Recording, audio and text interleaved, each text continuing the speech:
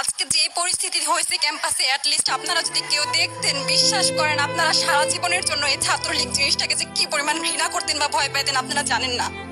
এরা আমাদের সামনে রড দিয়ে পিটায়া, ছেলেগুলারে রড দিয়ে পিটায়া একদম মাথা মরা করে ফেলছে। তারা এসে আমাদের পেছনে লুকাইছে, আমাদের বোরকার পেছনে, আমাদের ওড়নার পেছনে লুকায় বলে, আপু আমাদের একটু লুকায় রাখেন, আমাদের ওরা মাইরা ফেলবে, আমাদের বাঁচান আপু বাঁচান। আমরা তাদের ওড়না দিয়ে বোরকা দিয়ে লুকায় রাখছি, সেইখান থেকে আমাদের ধাক্কা দিয়ে ফেলে দিয়ে তাদের বের করে আবার মাথায় রড দিয়ে মারছে।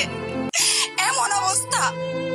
এবং তারা আমাদের ক্যাম্পাসের পরিচিত মুখ, আমরা চিনি তাদের, তারা এই অবস্থা করছে, রাস্তায় একদম শোয়াই ফেলছে। আমাদের হলের মেয়েদের বুকে বড় বড় যে আস্ত ইটগুলো বুকে ফেঁকে দিচ্ছে, মানে একদম পুরো বুকে লাগছে, এরকম জামা কাপড় ছিঁড়ে ফেলছে, এত বাজে অবস্থা। অথচ আমার ব্যাচমেট, আমরা যাদের সাথে ক্লাস করি, একসাথে বসি, আমি তাদের একটা কথা বলতে দেখি না এগুলো নিয়ে, একটা কথা না। এবং তাদের নিউজ ফিডে গেলে দেখবেন তারা এখন এগুলাই সাপোর্ট